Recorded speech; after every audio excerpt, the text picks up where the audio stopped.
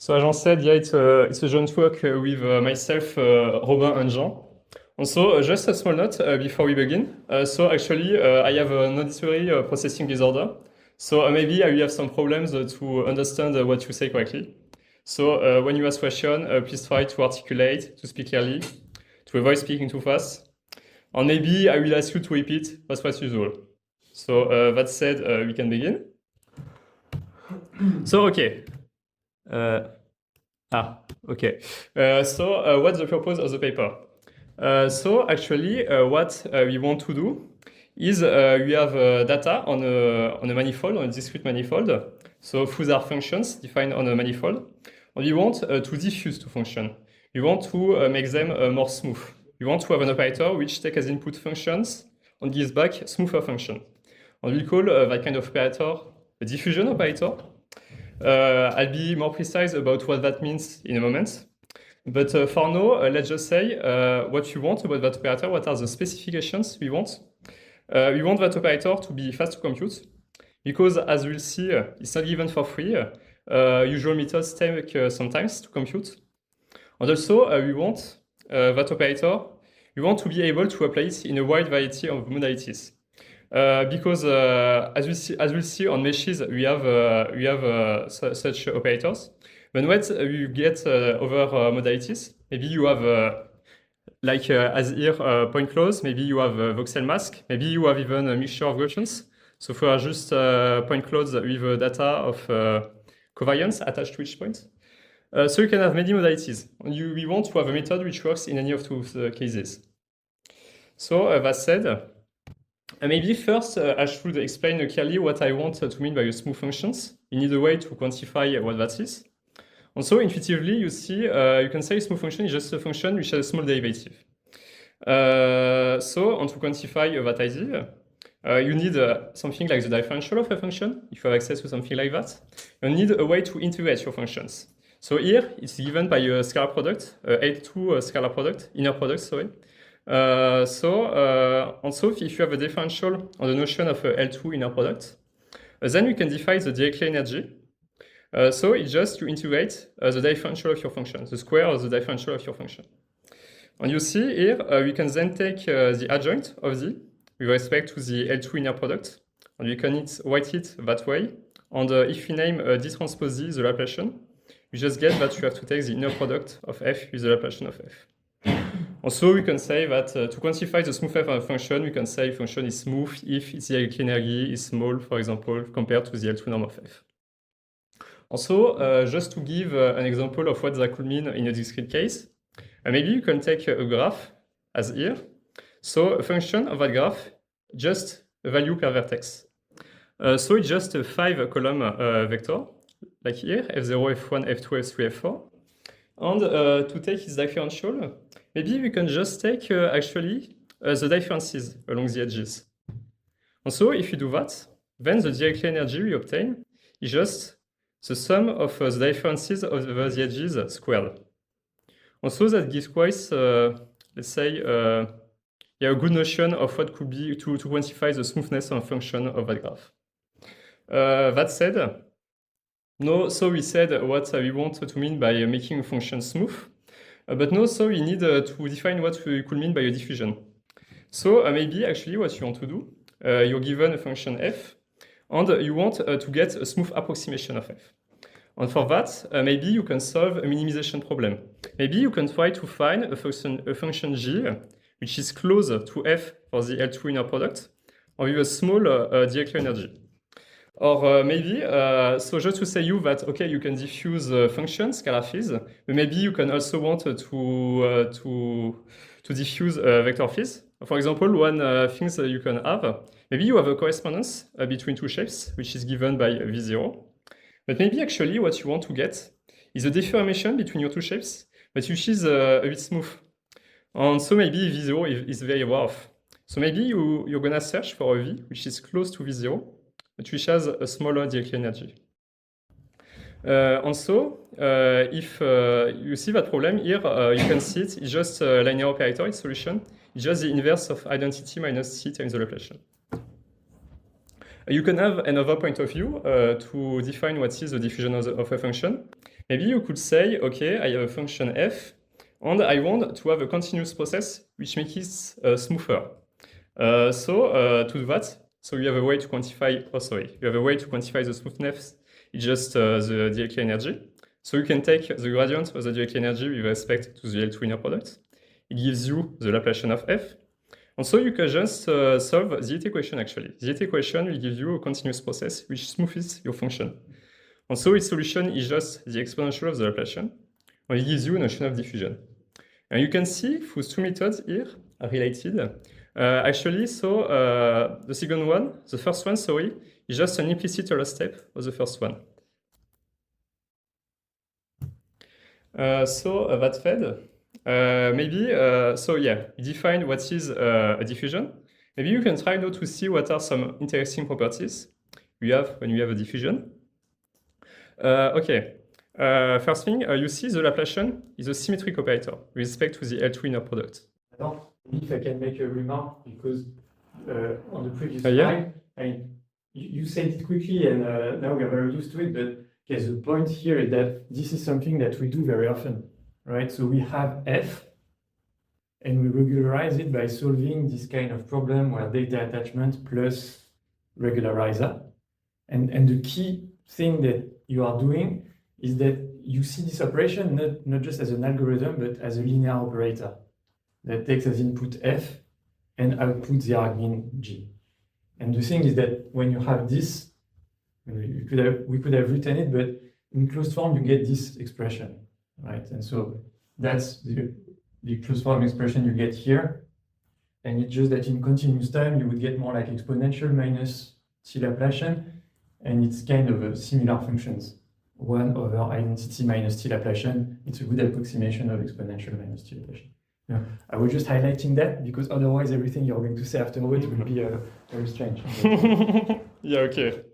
So yeah, don't hesitate to interrupt me if I'm going too fast. Or okay.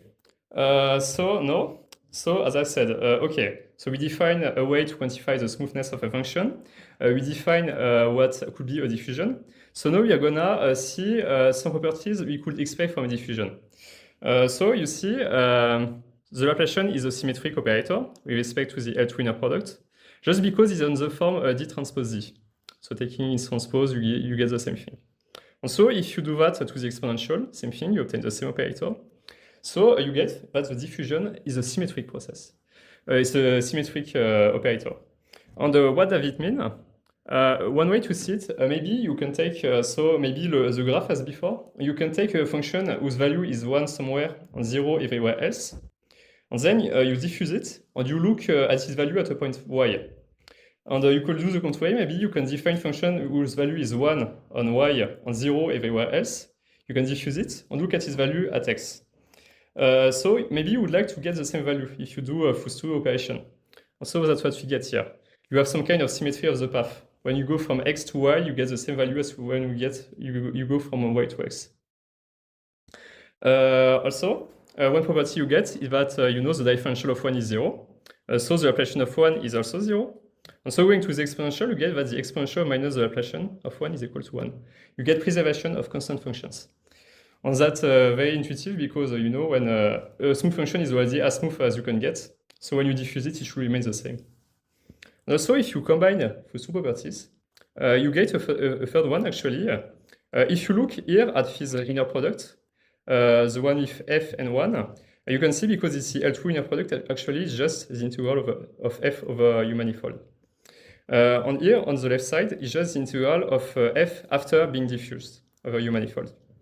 And so maybe you would like those two quantities to be the same. Because for example, if you take a Dirac at one point, let's say on a Riemannian manifold, and you diffuse it, maybe you would like the integral to remain 1. You would like the mass to remain the same across your diffusion. And so that property, actually, we get it as soon as you have symmetry and constant preservation. So now, you see, we find some well-defined diffusion operator. But actually, there is a few problems. First thing, Maybe if you want to compute it, you have to inverse the system. So you have to inverse the system, you have to solve a linear system. Or even if you want that version here, you have to diagonalize the matrix, which takes even more time. So you have, meaning full operation takes a bit of time. And so one question could be, isn't there is a faster way to get that kind of operator? And also, you see, what I use to obtain that operator, I had to use a differential on the Laplacian. So those are objects which come from a differential geometry. Those are objects which are not available in the context of a point cloud. You don't have any differential structure of your point cloud. So they are ill-defined. So we also need to find a way to bypass that, to find something which looks like a diffusion operator, even if you don't have any differential structure. And so here comes the idea. Maybe you have a proxy. You have something which is like an adjacent symmetrics. And maybe it gives us an idea of what the neighborhood of our graph, of our manifold looks like. For example, here you could say, okay, at the point 0, I have a weight 4, here 1, 1, 1, 1. So maybe this point has as much weight as each of its neighbors. And so you see that kind of operator. Here it's symmetric. But so you can't expect it to behave like a diffusion operator because you don't have constant preservation nor mass preservation. Here, constant preservation, mass preservation are quite easy to read. Constant preservation, you just have to look at the sum over the rows. For example, imagine you have a function whose value is 1 at every point. You diffuse it with that matrix. Then you get 8 at the center and 2 at each point here. And for mass preservation, you just have to look at the column. For example, imagine you have a value which value is 1 here and 0 everywhere else. Then its value after diffusion will be 4 at the center, 1, 1, 1, 1. So it will has a mass of 8 after diffusion. So what could we do in order to get to this property? So maybe first thing we could just try to divide over the rows, something like that. And so if we do that, then we get constant preservation. The sum over the rows is equal to 1. So we lose symmetry. And so also we lose mass preservation. For example, the function value was 1 at the center and 0 everywhere else. When you diffuse it, now it will be 1/2, 1/2, 1/2 everywhere. And so it will have a mass of 5 over 2. It will have a bigger mass. And see, the problem here is that we lost symmetry because we multiply by a diagonal matrix only on one side. We normalize only the rows. Maybe if you were to multiply by a diagonal matrix on the left side and the right side, so multiply the rows on the columns, you could find a matrix which does the work. And so you see, for that problem, actually, there is such a matrix. It's not so easy to find, but there is one. And so here you get the two properties. You get constant preservation, symmetry, and mass preservation. And so we could ask ourselves the question, okay, can you always do that? Can you always find such a diagonal matrix? And if there is one, how to find it? And so it's now the time to introduce the thin-kernel algorithm. So I will present it in a bit more general framework than what we need to use. But so what do we have? We begin with a matrix S and with a vector A and we begin with a matrix S with a vector A and a vector B. And we want to find two diagonal matrices, lambda U and lambda V, which are just the diagonal of U and the diagonal of V, such that those two equations are as respected. And if you look at those two equations, here it just says that lambda U, S, lambda V, if you take its sum over the rows, it gives A. And here, if you take lambda U, S, lambda V, and you take its sum over the columns, it gives B. And so you can write that problem a bit differently. You can write it like this, actually. And so here, it gives you some kind of fixed point equation. And so it also gives you a scheme to try to find the solution. You just have to take U0 and V0, which is the identity, and then UK plus 1 equals A over SVK, and VK plus 1 equals B over S transpose UK plus 1. And so you see actually that algorithm, it converges, yes? What is the S? S here, it's just a matrix. Yeah. Such that you have a good dimension with A and B. So it doesn't work for every matrix. It doesn't apply for every matrix. So the algorithm will not converge for every matrix. Yeah. So you need some properties on S in order for the central algorithm to converge, then you need, for instance, positivity of the coefficients. Exactly. So that's the first thing. If all the coefficients are positive, you're okay. Ah, oh, sorry, I forgot to Yes, translate it in English. No problem. But and just that maybe a remark about why we are doing that.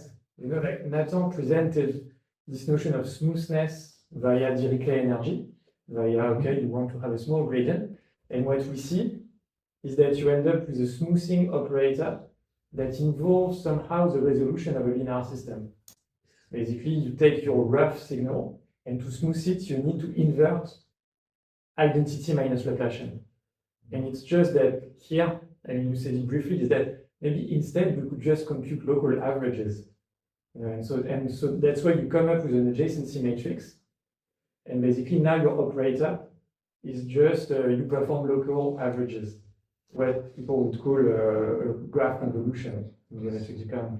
And what basically you just showed is that if you take any adjacency matrix, you lose some important properties, like constant preservation. So now you say, oh, but we normalize row-wise, okay, then you lose symmetry, so that's a bit annoying. And what you just see, and what you just saw in the last slide, is that somehow for your simple graph, you're able to come up with these two scaling vectors, which basically normalize your adjacency matrix S so that you have something that behaves like a true heat diffusion. And basically what you're going to show is that actually it's general.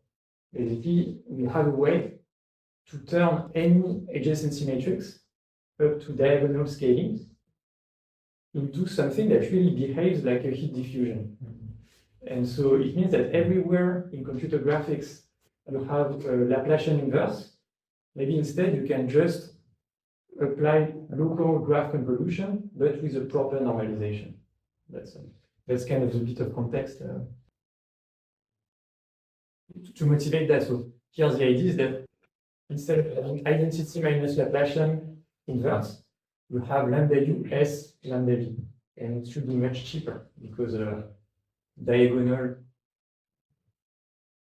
multiplication by a diagonal matrix is just pointwise multiplication.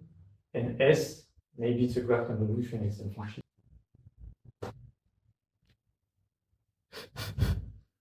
So just okay, so let's say back where we were. So as I said, okay, you have a problem with a S matrix, A and B two vectors. We can simply simplify the system we want to solve like this. So you have a scheme UK plus 1 equals A over SVK, UK plus 1 equals B over S transpose UK plus 1. And so the theory is that actually there is a unique solution up to a scalar. You can multiply U by a scalar and divide V by the same scalar. You obtain the same solution. But if you caution by that relation, essentially there is only one solution.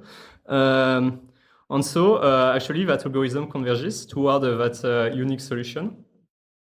And so yeah, that's it. If S has only positive coefficient, strictly positive coefficient, you converge towards the unique solution we show that system. And so in our case, we are in a bit simpler case. Actually, so in our case, S is symmetric. And you have A, it's the same on both sides. Here we just want the sum over the rows to be equal to 1, so A is equal to 1, and the sum over the columns to be equal to 1, 2. So we find ourselves with that simpler system. And just like something which say that here in that case, actually the problem simplifies, lambda u and lambda v should be the same matrix. So we get a symmetric matrix at the end. We have to solve a system like this. Because u and v are the same, now the iterate scheme becomes simpler. It's just uk plus 1 equals a over suk. But so you see, when you try to solve that, actually we are doing something like x, 1 over x, 1 over x. We are kind of bouncing back and forth. And so to limit that kind of behavior, actually, what we can try to do, we can, instead of taking that iteration, we can take like the geometric mean between that iteration and the old iteration we had. That way we get a bit of we get a scheme which is a bit more stabilized, and we'll call that algorithm the symmetric synchron algorithm. And so we get the same thing, it converges. There's a question? Yeah, can you move a little bit to the left because you're... Oh, sorry. Okay. Is it better? Still more? Yes. Yeah, okay. Oh, beware, because Yeah. the cable is not great, so if we touch it, I'm afraid that there will be- Okay, so I don't touch anything. Yes, yes, yes. Okay. You see well? Yeah, okay. Okay. Well, so to be clear, so the previous slide, it's like the sync-on algorithm that people are used to. And here, just a remark that if you want to keep a symmetric scaling factors, it's actually simpler. Maybe we can shift the table. Because of... Beware. Ok. Donc ça, voilà, tu peux te décaler encore. Ok, ouais. Tu vois? Ok. Là, tu dis 4 fléchettes. Non, mais tu peux te mettre là, comme ça c'est parfait. Ouais, bon, attends, ouais, si tu te mets là. Oui, ce qui veut dire. Okay. So, okay, let's take back. So, you see well, it's good? Yeah, okay. Okay. So here is a bit of a recapitulative slide, but I did also some information inside. So, okay, what's the backbone of the paper? It's actually, we begin with some operator S, so it represents some kind of adjacent symmetrics. And we ask it to be symmetric positive. I didn't say positive before, but we ask it also to be positive, and to have positive coefficients. Just positive means positive eigenvalues. Yeah, in the sense of PSD matrix here. And so then we apply a sync-on algorithm on it, the one we saw, a symmetric sync-on algorithm. And so then we get a diffusion operator, Q, which is just on the form lambda S lambda, where lambda are diagonal matrices, positive diagonal matrices. So that operator is as costly as S because you just have to multiply by diagonal matrices, it's very cheap. And so we get a few properties with it. So a property I already said before, we have symmetry, diffusing from X to Y is the same as diffusing from Y to X. You have constant preservation. Because you have those two properties, you also get mass preservation here. And also, you have that the spectrum will be in 0, 1, so it should be a damping operator. You see, the constant variation is preserved also for all other eigenfunctions, who are orthogonal to, which are orthogonal to 1. Actually, they'll be dampened. They'll decrease in intensity. And also, because we begin with a matrix with positive coefficients, we keep a matrix with positive coefficients, which means that if you apply it to a function with positive entries, then we get that function with positive entries. So in some sense, we don't create a negative mass when we apply a diffusion operator to a function. It remains positive. You can move the mouse, but the circles, and the FPS is not high enough, so it's a bit strong. Okay. So you just move, but don't circle. Okay, I'll try. Okay.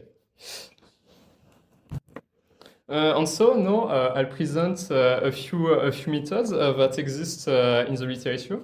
Because we are not the first ones to have the idea of, okay, we take an operator, we change it in order to get an operator which is better behaved for diffusion. And so I present you a few methods which are used. And so I call them the row-wise normalization and the symmetric normalization.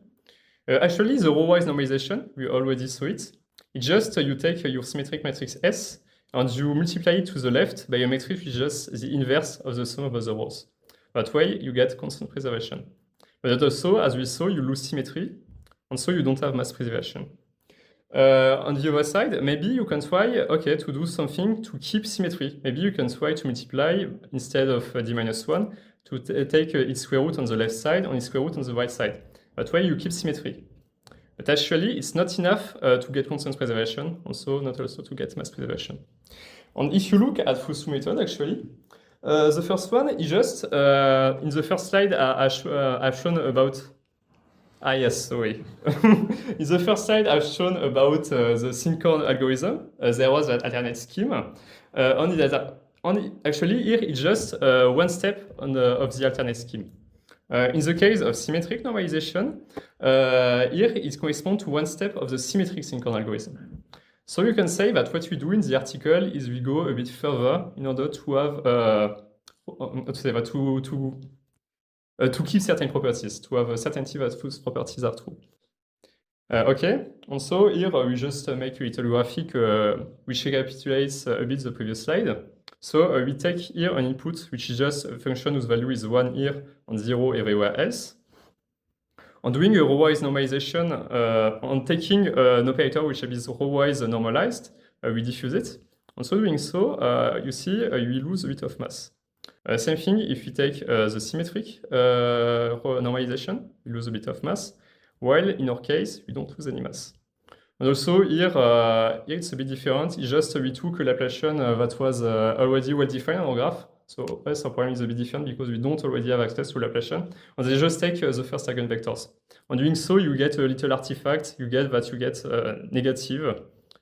negative points, while in our case we don't have that kind of thing. Things remain positive. Okay. So now is the time for a little break. I'll do a second pass over what I've said in a slightly different way. Maybe a way which is a bit more axiomatic and more prone to explain what happened in the continuous setting. So if some people were lost, you can come back now. So that said, we can go. So maybe if you come back to the previous slide, Yeah. just to explain, because you did not explicitly say where we have artifacts, for instance, on the spectral thing. So it's just that to be clear, so you have your graph, and you say, okay, I have the connectivity adjacency matrix of the graph. And from it, you can define several operators. So that we can display as 5 by 5 matrices, because those are operators that take as input vectors of size 5 and output vectors of size 5. Okay, so here, that's the original matrix. And if you normalize it row-wise, you end up with this matrix, right? So that sums up to 1. Right, but then if you say, okay, that was my signal, and you diffuse it, okay, you lose a bit of mass. So then you say, no, I want to do the symmetric normalization thing. So, you just compute the row-wise sum, and then you divide on both sides by the square root of the row-wise sum. You end up with this matrix. Also, it loses a bit of mass. So our method, okay, basically finds better scaling coefficients. So it's a bit better. But then what is happening here? Okay, here to be explicit, it's you take this adjacency matrix, from it you compute a Laplacian, and then you say, okay, the kind of grounded diffusion operator will be exponential minus Laplacian. Okay, like the diffusion operator.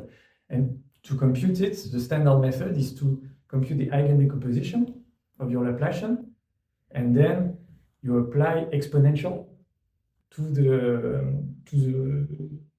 eigenvalues. Okay, and if you take a full eigendecomposition, it's going to work and it's going to look good. But in practice, what we do is, on real problem, is that we truncate the eigendecomposition of the Laplacian. So here to simulate it, you have normally 5 eigenvalues, but we just take the 4 most important ones. So you kind of forget about the last one.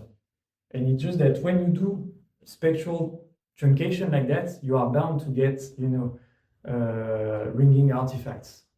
I forgot how it's called in signal processing. Like, the typical... Gibson moment. Okay, and that's what you get here. So the fact that basically you had your signal, you diffuse it, you preserve its mass, but you have created small but visible negative coefficients. So it's kind of a downside of the method that is very common.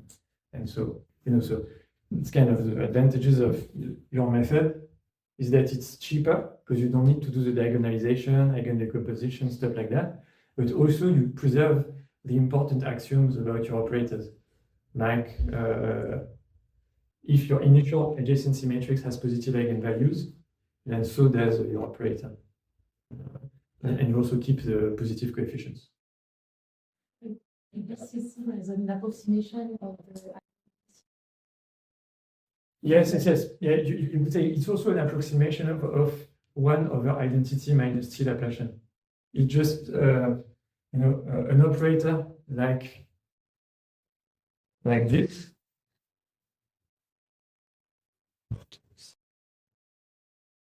Okay.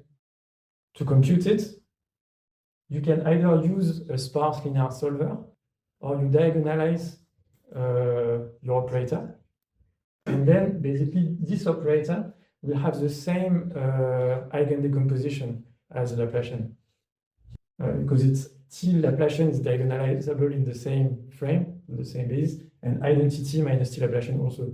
So basically, all those methods, they apply a different scaling to the eigenvalues, but basically the eigenvectors stay the same, and it's just that if you perform a truncated eigendecomposition, you are bound to get negative coefficients and things like that. Okay, I'm sorry, I did the T to scalar farm. Yeah. Where side from? Yeah, so here I think T equals 1 or something like that. And the ground truth, if you apply this exactly, you obtain Yes, you will get something similar. the fact that the mass is one, it means that you have a Exactly. It's just that in practice, in the figures you're going to show, you have like a big triangle mesh. So you have maybe 100,000 points. So your adjacency matrix, it's 100,000, 100,000. So it's out of the question to compute a full eigendecomposition. So in practice, you truncate to maybe 500 eigenmodes. And as soon as you truncate an eigendecomposition, you create strange negative artifacts. So here it's a bit of a caricature.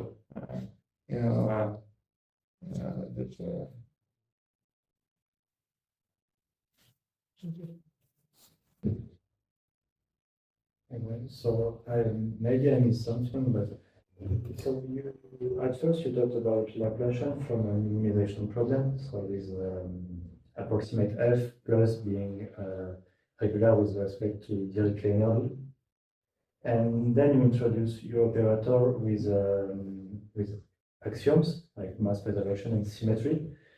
Can you go back to smooth approximation problem and The problem. understand if the fact that you impose those axioms will force you to be solution or approximate solution of such a problem? Maybe I missed something. So immediately, I don't see one, and I think the reason is that, as I said, we don't have access to a differential operator.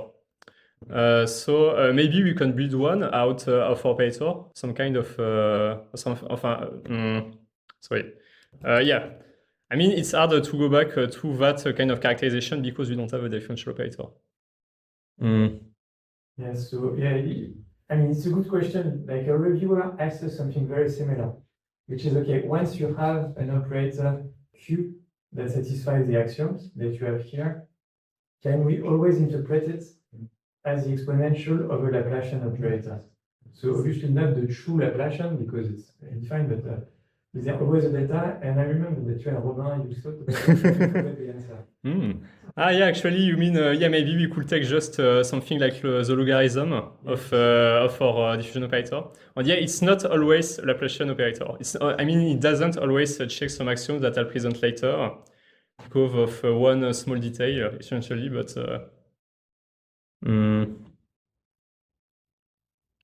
Yeah, so basically, like it's true, like the path that you took was to say, okay, we have Laplacian, clearly it satisfies important properties. Then you kind of take the exponential or identity minus Laplacian. You see that it satisfies some axioms. So we see that it's necessary to satisfy those axioms, but it's not sufficient to it's not a perfect equivalence. It's just that with our algorithm, we produce operators that satisfy those axioms. But because this set of axioms, it's not exactly an equivalence with being the inverse of a Laplacian, basically. It's slightly not satisfied. Yeah, I think when it will come in the presentation, I'll say explicitly at this moment, yeah, we don't have here equivalence. And I'll say why it's not an equivalence. I think I'll do that. I have a question related to that, but what is some other important property of diffusion that this misses? So we check off these three axioms. Is there something else? Maybe I can write one. Properties which are, okay. So it's something like the exponential of the Laplacian. And I can give you properties that its logarithm should not have. Because we lack of information. We don't have a differential domain. So there are many things we cannot say. For example, it's a bit abstract, but something we won't have. Normally, you expect it to have something like that.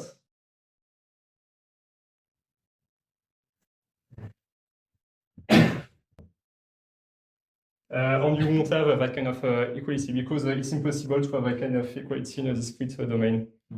So yeah, there are things which are not preserved, but essentially because we don't have enough structure on our object to get that kind of properties. We use only the properties we can access to on a discrete manifold. Okay, thanks. Yes, so that's something, we're still working on it, but it's all the presentation here, it's very linear algebra. It's very much, okay, we have operators acting on functions, but what you promote, and probably you're right, is to think of functions not just as vectors, but as objects that can be multiplied with each other. And that's exactly what you're writing here, is that if you start to consider the product of two functions, then its Laplacian or its derivative should satisfy some kind of rule. And we have not investigated.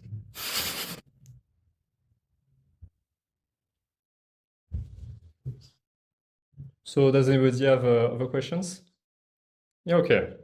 So you were at this point. So now we're gonna present things in a more axiomatic way, as I said. So the basic tool we need. We absolutely need to have access to L2 inner product.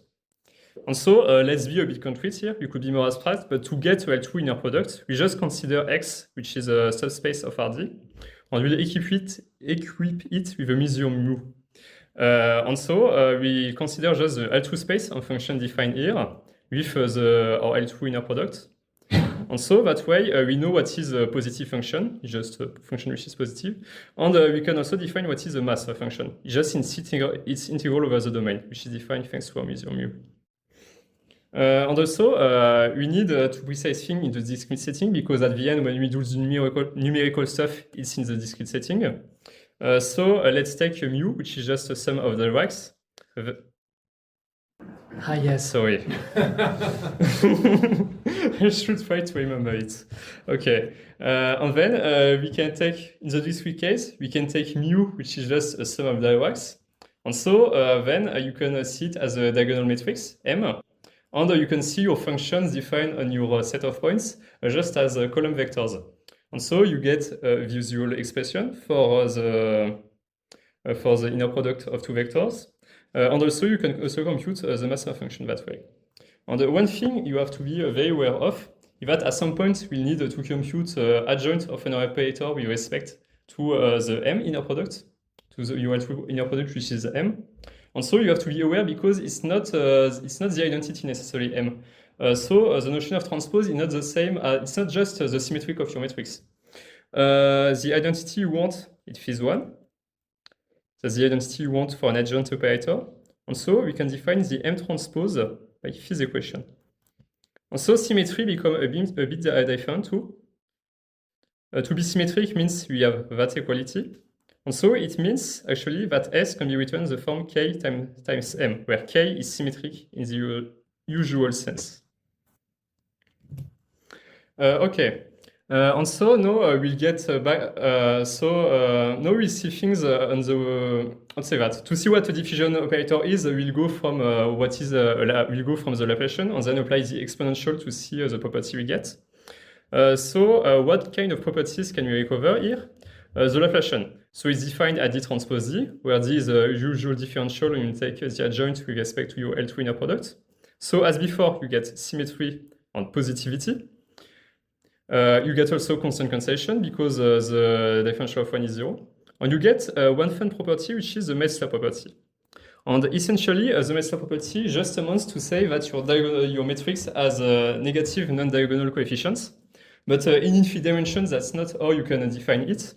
But for the Laplacian, it's easy to have the intuition that that kind of thing is true, that you have morally non-negative non-diagonal coefficients.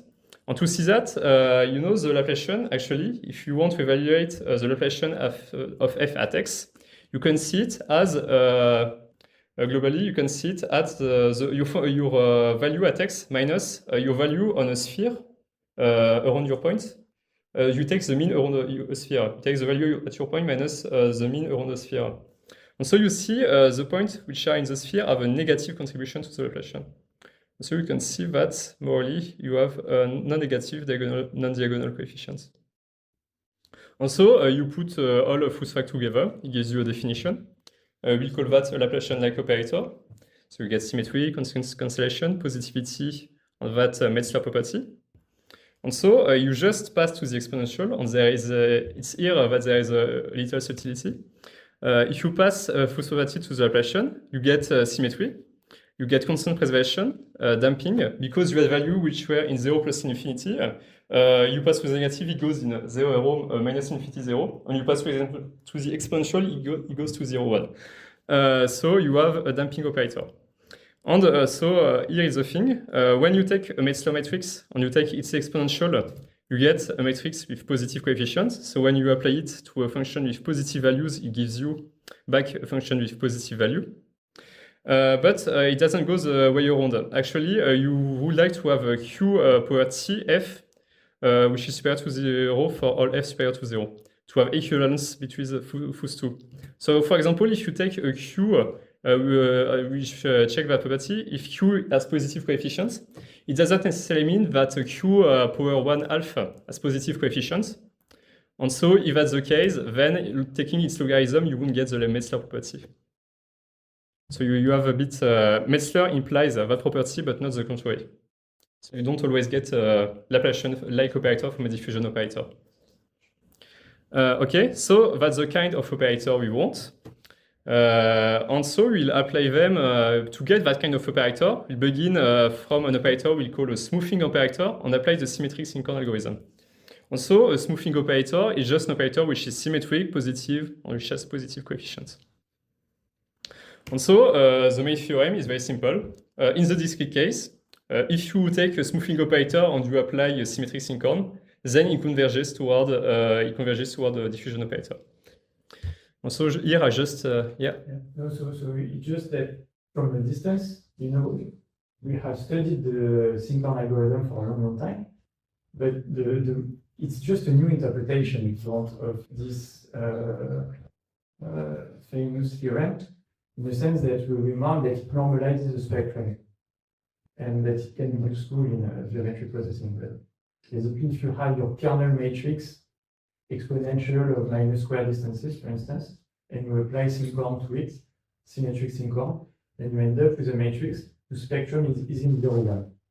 And that's okay, and that's useful for what?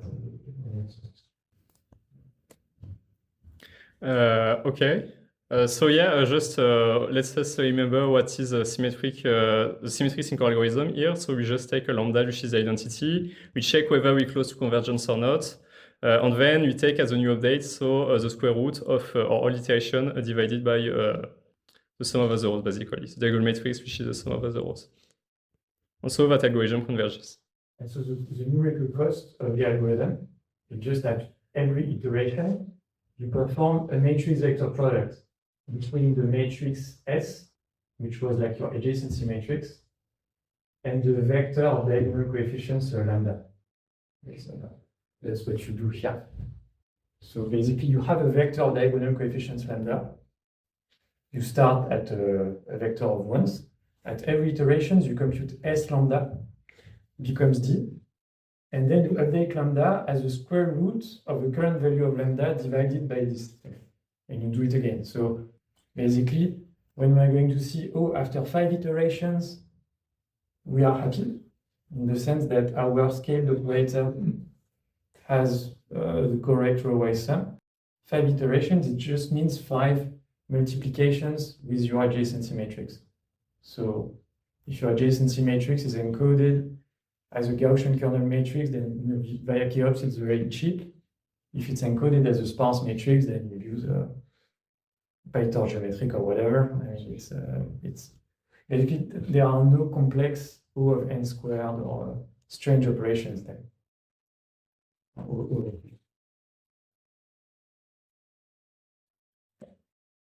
And so we also have another theorem. You know, let's say maybe something you would like with that kind of operator. Let's say you have a smooth manifold, and you sample your smooth manifold. You sample it more and more, and each time you give yourself a sampling, you could take something like you could take as your smoothing operator a Gaussian kernel. and you use the symmetry synchrony algorithm to get a diffusion operator.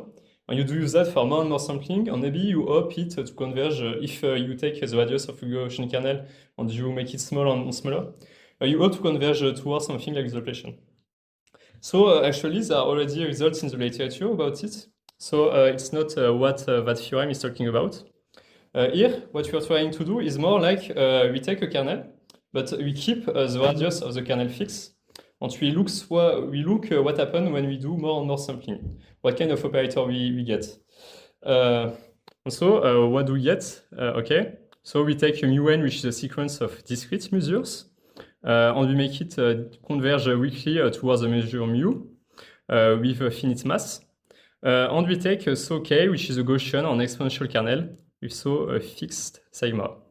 So for your Gaussian kernel or exponential kernel, you can compute the associated smoothing operator, which is here, with the mass.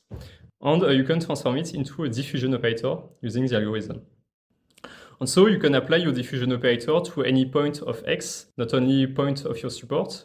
You just do an convolution of lambda, k, lambda, with f over the measure given by mu(n). So it is the mass here.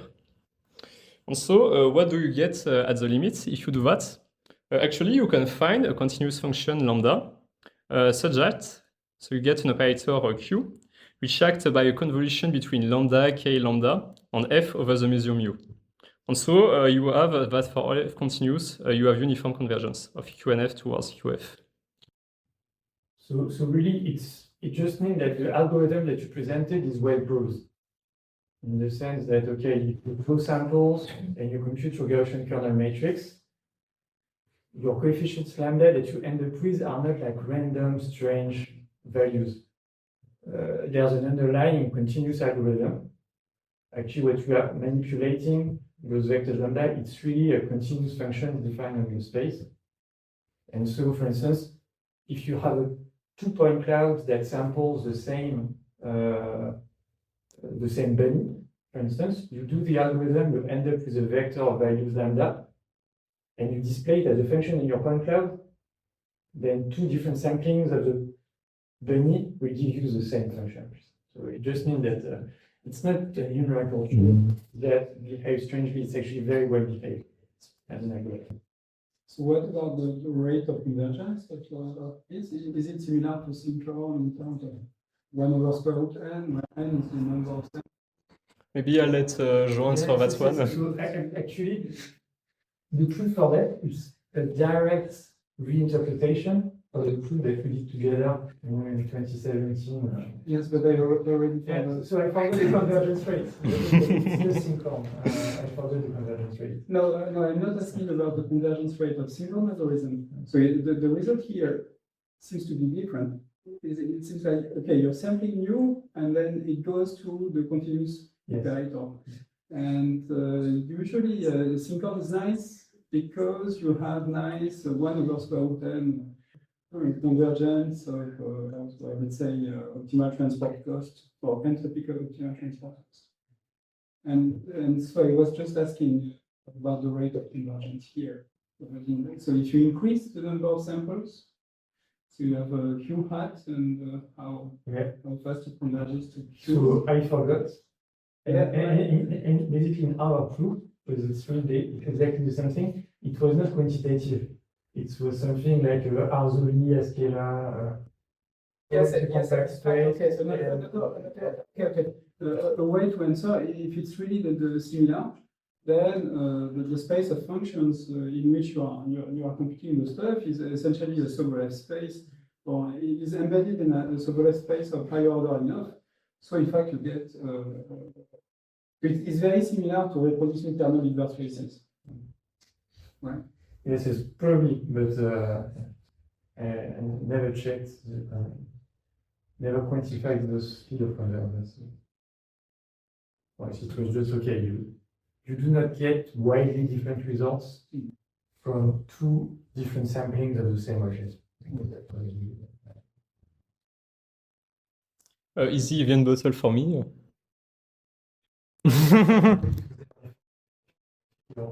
Yeah, I would like, yeah. Oh, thanks. Okay. As I said at the beginning too, I was said you had two specifications for that operator. You wanted it to be rather fast to compute, or you wanted to be somehow robust to modality. You wanted to be applicable to many modalities. So I'll show that we obtain those two specifications in the next slide. First thing for the speed. So here, what we are doing, we are taking here a Gaussian kernel as a smoothing operator, and here we take an adjacency matrix for those two graphs. Here, those two graphs, yeah. The Gaussian, the Euclidean distance is taking in the M Yeah. in the space. Yeah, in the Euclidean space, yeah. And so here, those graphs are quite different. That one is a completely random graph, so it has not much geometric structure. While here, it has a bit more geometric structure. We just took as edges points which were in a certain radius. And so we compute the diffusion operator associated to it, and we see how fast it converges. And you can see here, I think you can see, if you take something like 10 iterations, you always get something which is better than 10 to the minus 4. So it goes actually quite fast. Oh, sorry. This quantity is, this is your check. You check that when you compute lambda, s, lambda, minus 1. This is the Is the error? Yeah. Exactly, so that's the average deviation between your row-wise sum of your scale operator and 1. But basically, you're supposed to end up with a bistochastic matrix, and this is basically the average deviation to the bistochastic Average deviation. So it's really like 1%, 0.01%. So sorry, it's a bit small, but basically for all practical purposes, when you're there, you do not see the difference at all. So 10 minus 4. So it means that, okay, after 10 iterations, it's completely... Yeah, but do we know how we link this error to the property of the diffusion operator? Yes. This link is not. Yes. No, it's yeah, no, it's true. No, it's surprising that we have something which does not depend on dimension. Oh, yeah, maybe. The only thing like here you said I that's think that's great. I was thinking that, because you were talking about the decrease of the if we truncate So no, it's true that it's an interesting values, so we have this thing, and so it's true that we could think about something which is depends. it's an interesting question to say in which norm should you quantify the convergence of the synchron algorithm. And it's true that in the typical optimal transport literature, they use the L infinity norm for the dual potentials. In a sense, I think it's too strict. So this is more like an L1 norm. So it's easier to converge, and it's true that you would like to quantify that. And to be clear, studying the convergence of the symmetric synchron algorithm in terms of eigenvalues, you have recent papers about that in the manifold learning literature. So maybe people have solved those questions, but like me, I don't know. No, it's remarkable that it looks pretty the same. Oh yeah. So there's something that basically that it's geometric convergence, and the thing with the normal synchron algorithm is that it can be a geometric convergence, but with something like 0.99 at the power n. So something that actually converges very slowly. And I forgot, but there's something like for the symmetric synchron algorithm, you have an upper bound on this. So it's like at most 0.75 or we should know this by heart, but since there is a margin between your convergence rates and 1, you know that it's always going to converge very fast in the symmetric cases. Sven? Yes, so I didn't get what you're comparing. Yeah, sorry, maybe, sorry, to what you are comparing them, it's just we're checking whether we are close to having the sum of the rule which is equal to 1, essentially. Yeah, we're checking whether we have constant preservation. Yeah. What are the different lines? Like you show point cloud in 2D and 3D, what does it mean? It's just that here you see you can fulfill your Armadillo if you want. So we get 3D. And also we did it for different modalities. But you'll see different modalities in a few slides, so you'll see how it looks like. But essentially we have a closed behavior. Yeah. So I think here and there it's pretty clear, right? So you have a process to generate graphs, and we just apply it for different numbers of points. It's fine. And here it's more like, okay, if I have a solid object, I can interpret it in different ways. So one way is to say, okay, this is a surface, so I sample it uniformly, and then I use a Gaussian kernel. It's Gaussian kernel with about this scale. Second option is I can interpret it as a solid. So I do a random sampling, but also inside the armadillo. And then voxel 2D, voxel 3D, it's the same thing, but instead of picking points at random, I put them, basically I have a grid, I voxelize either the boundary or the inner volume, and I implement my Gaussian convolution as a filter on my grid. So just 3 ways of doing roughly the same thing. You see that it's consistent, and in your next few slides, you're going to show, okay, it's fully consistent. Actually, not this work, it's partly motivated by work that we do on CT bone fractures. So we are studying bones, and the thing that if you think about bones, probably the picture you have in mind is, oh, it's a surface. But once you start to look at X-rays of bones, you realize that it's not like that. Actually, it's bones are really objects that are in between surfaces and volumes. Because you have like the cortical surface of the bone, okay, it's well defined, but then inside, it transitions between the sponge, something empty. So really the problem is that we lacked tools to process bones in a satisfying way, because it's not clear whether we should process it as a surface, as a point cloud, as a voxel map. And so we wanted to have operators that were fully consistent, irrespective of the encoding. And so that was really the start. So yeah, basically with this slide, you see that a few iterations are enough to get something which is close to convergence. You can also see that the first iteration is very good. That's why the first method I presented before are so used. It's also because they are already good behavior. You can go a bit further to get even better convergence. And so now you see, maybe we can do just 5 iterations and see how much time it costs to compute that. Also, we are taking a point cloud. We are computing 5 second iteration with on a Gaussian kernel with chaos. And so, as Jean said, essentially you just have to do a matrix product vector at each iteration. And so here you have the time. It's in milliseconds, the time it takes to compute that. On the right side, you have a bit of an ideal case for the classical method. You take a Laplacian which is sparse. For example, you have a mesh, and so you have access to Laplacian which is very local. And so one way to compute the diffusion is so the exponential you want to have. You can approximate it by the inverse of identity minus t the Laplacian. And you can do that by computing a sparse LU factorization.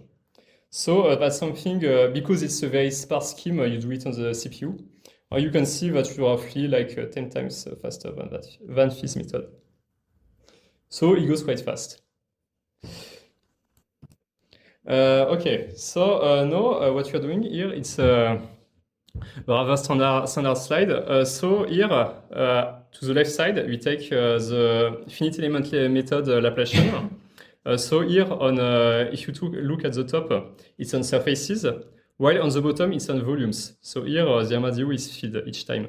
And so we compare with what we obtain for a diffusion operator with different modalities, point cloud, Gaussian mixtures, voxel masks. And we use a Gaussian kernel to compute that.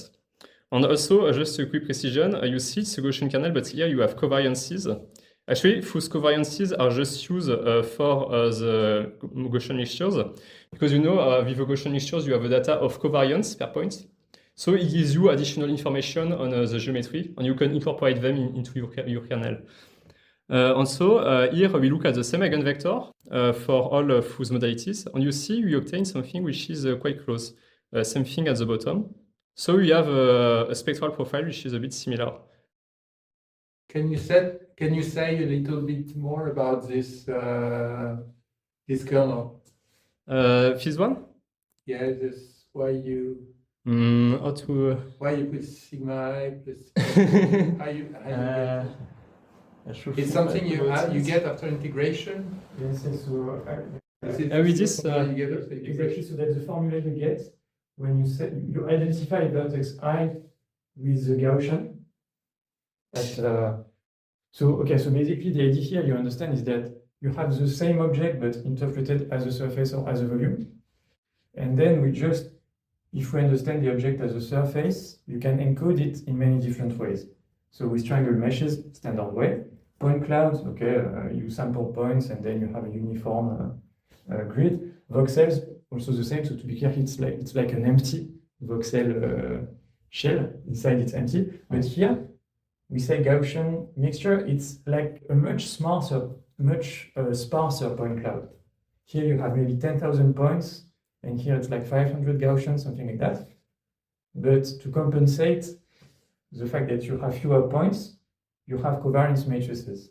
No, but this formula is yes, when you do the integration. Exactly, and then it's just that if you say that this point, it's really this Gaussian function, and this point is really this Gaussian function, and you compute the L2 product, you end up with this formula, if I remember correctly. Okay, so you can do that. Maybe it's positive if you exactly. Yeah, but that's cool because you have some explicit formulas. Yeah, I don't know if it's exactly what you said, Jean, but it's like you see the Gaussian kernel is kinda the solution you get with the equation on a flat space. And if you take an isotropic space, then you get a covariance term. And so it's a very good idea to do something like that when you have ellipsoids. Is the idea. When you modify your metric, you have a different solution to the equation. But you have not a constant term in front of it, no? Oh, yes, no, so it's a good remark, is that normally you have constant terms, but the thing is that in those but it's symmetric, and so the constants get absorbed by the scaling coefficients. So We normalize, so normalization takes care of that kind of thing. Yeah, because you can start from AD symmetric and you could multiply by something and something on the left and the right, and you will converge to the same thing. So you don't care about this. Yeah, just like when you define kernels in kernel methods, you don't care about the 1 over the square root of by determinants. You get cancelled.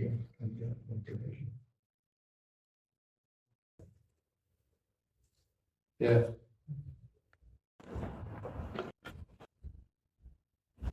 But you put the mass on the left, so that you are breaking this phenomenon by saying that the mass. Oh yeah, it's right that I forgot how we define the mass for the Gaussian. It's not just. You mean how you find it? Yes. It's true. Yeah, actually, to compute that, it's like, okay, we have the mesh, we sample on the mesh, and then we perform EM Gaussian mixture model fitting to get that, and then the mass of a Gaussian, just the mass in the Gaussian mixture. So it works out fine. And the message here is that, okay, it's just consistent. Like you look, basically the first few eigenvectors, they are really very consistent between the encodings, and then you start to see differences for the typical scale of your eigenvector, of your Laplacian eigenvectors, gets smaller than the sampling resolution. Because these are not exactly You're comparing values or the So eigenvectors? here you have the eigenvalues, and here you have the tens eigenvectors. And in the paper, we display like the first 20 or something like that. Yeah, so here also here we have the spectra. You observe that kind of the same evolution. So here is the Laplacian, so you have to take the logarithm to get the spectra. And there is a way to get the t before. So here we get something similar for the first eigenvalues at least.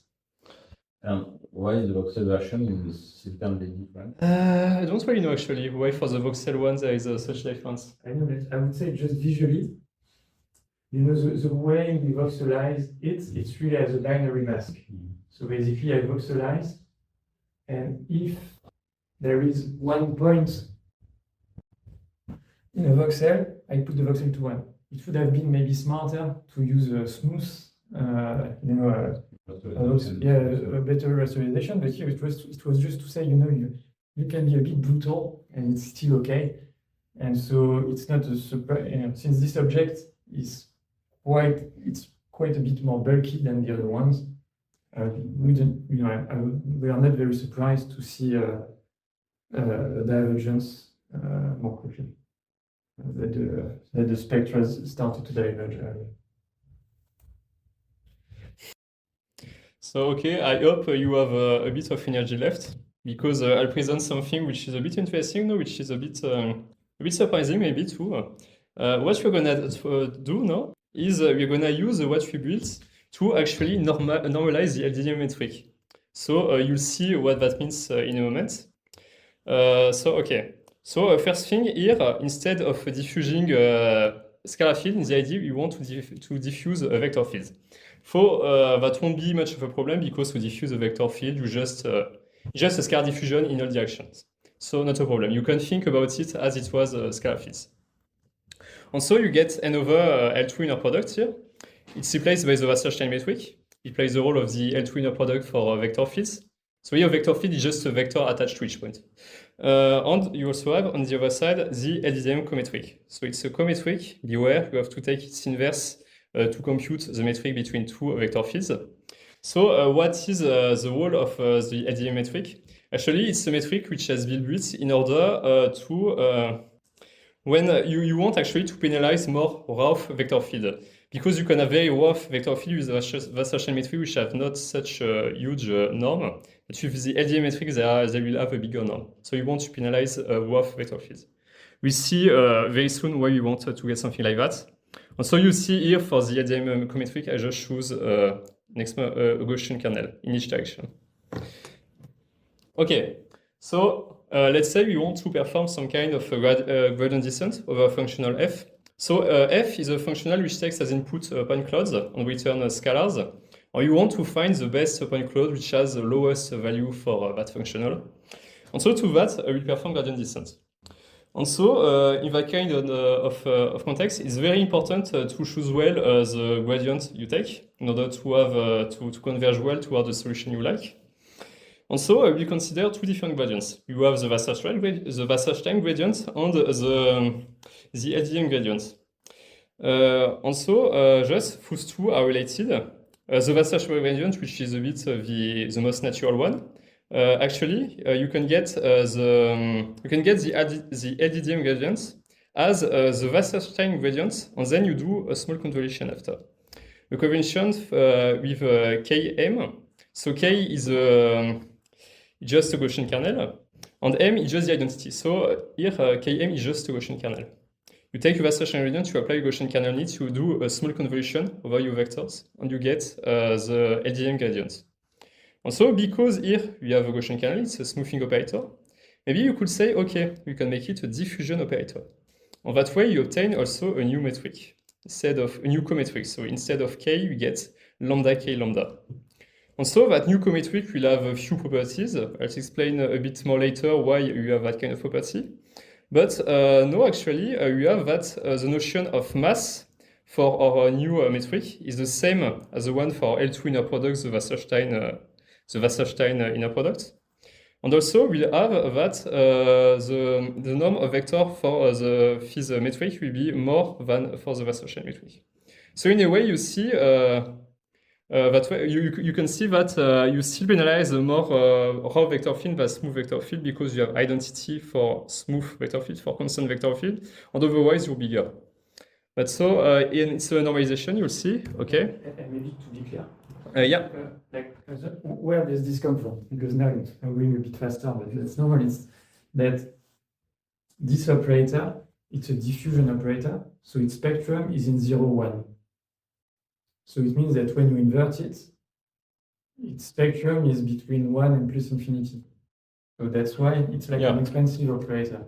So that's why the norm for this expensive operator has to be larger than the Well, if I'm very formal, it doesn't make sense to speak of eigenvalues for that because it's cometric. There is no notion of eigenvalues for cometric, but in the idea, yes. Yeah. I think that's really the point here, that those ideas, similar things, you've seen that probably many times. Descent with respect to different metrics and whatever. But what is really nice, I think, about what you did this year is to identify those axioms and then say, okay, this is important. And from them, you can derive many properties. It's easier to think about them this way.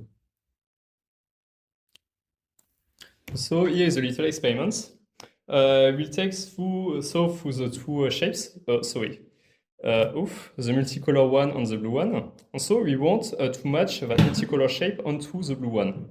And for that, we're gonna use a strange kernel between the two shapes, the energy distance kernel.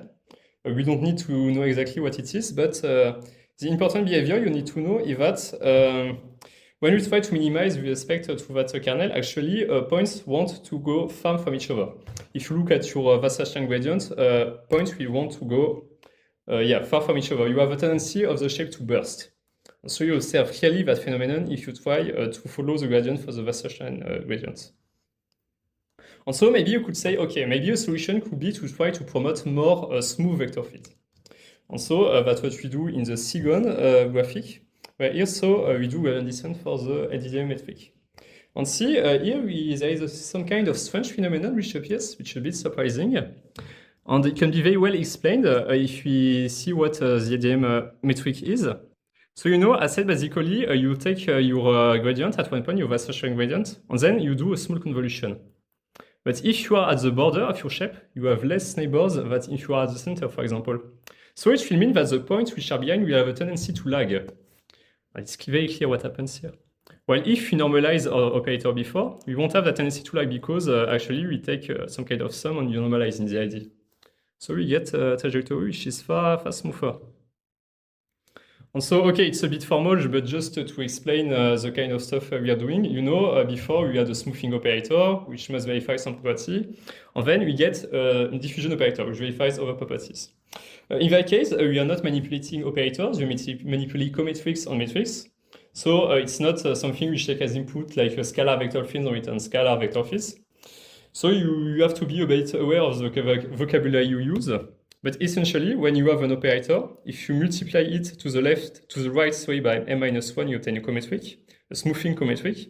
And reciprocally, if you take a smoothing cometric and multiply it to the right by m, you obtain a smoothing operator. And so 2 as the property a smoothing cometric should have. And in the same way, you can get a diffusion cometric applying the same synchron algorithm. Also, yeah. Why do you have those minus signs in parentheses? It's just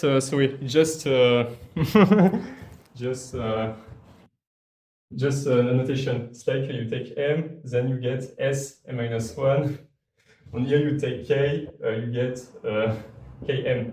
Just it's not a minus. Okay, so it's more like the robot. Yeah.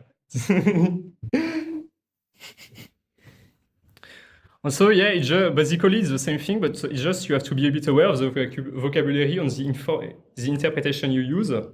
Notably, the constant precization becomes something a bit different. So now instead, the interpretation you should have is that you have the same notion of mass as your L2 inner product. And so the damping becomes something a bit different also, as Jean said.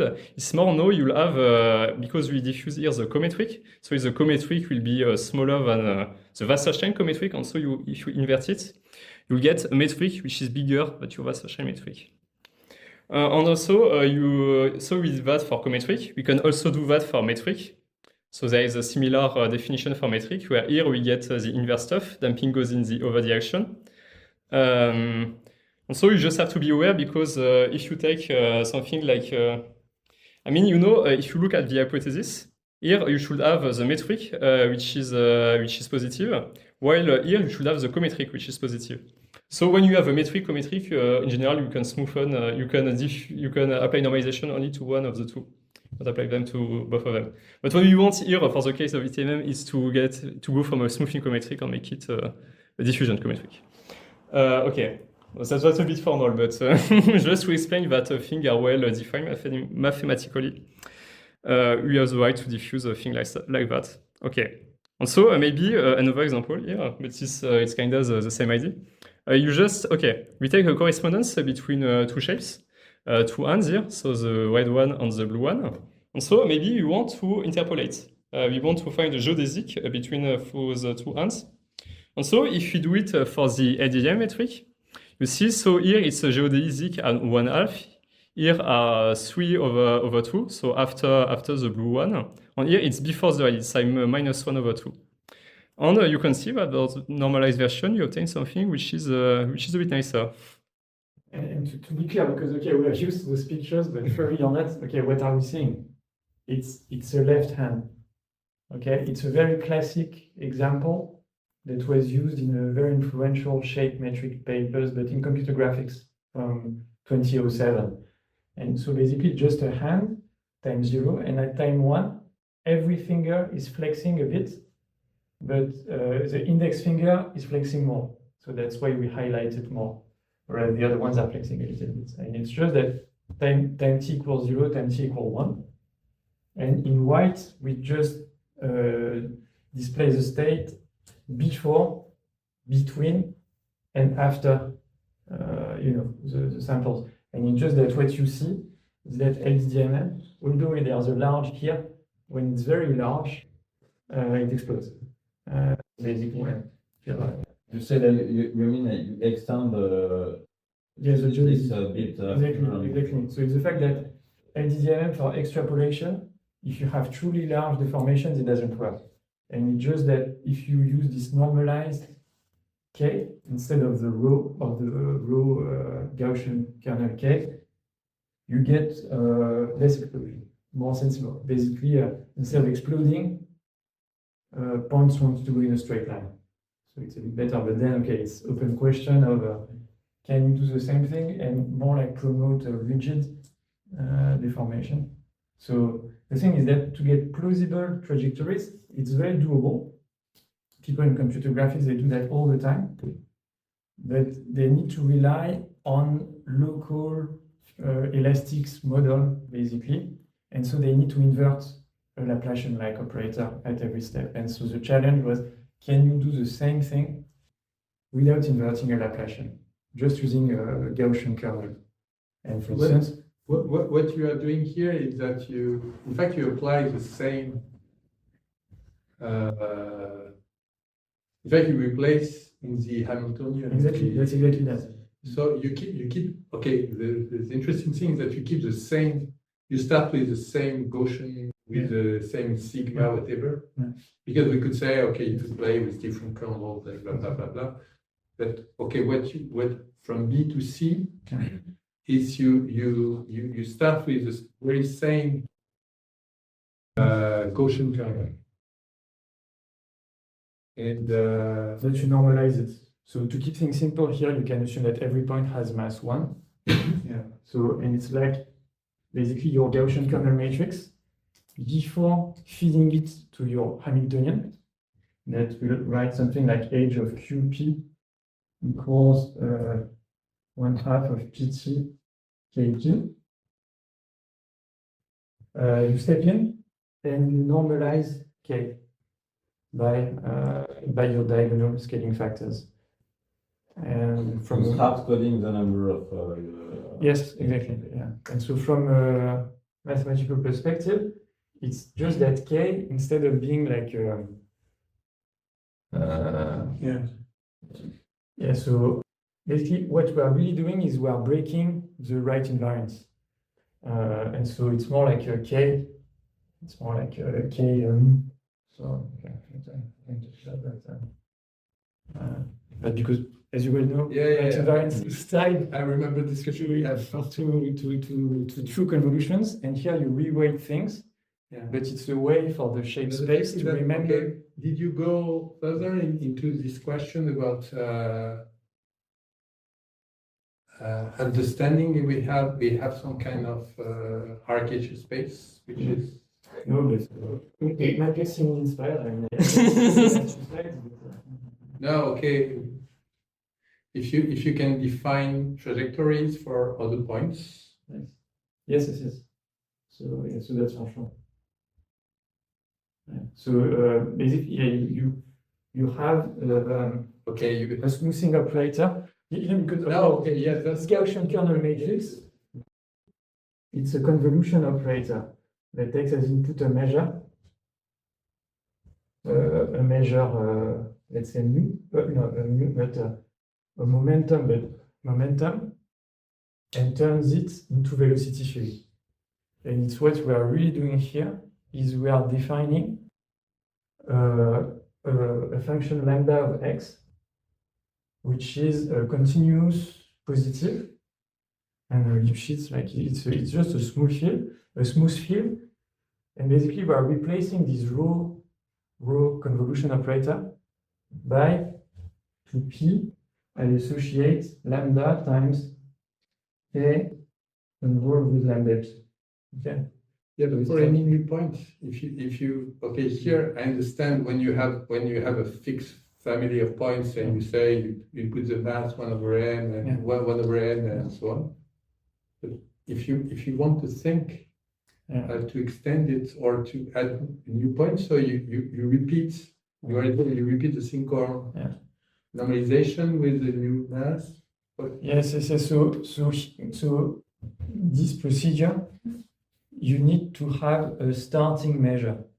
So you have your starting measure, but then it defines you an RKHS on the whole ambient space. So if you say I have a new point, either you say that your new point has mass, so then it changes your RKHS, or you say no, my new point has no extra mass, and if that's the case, it does not change the lambda.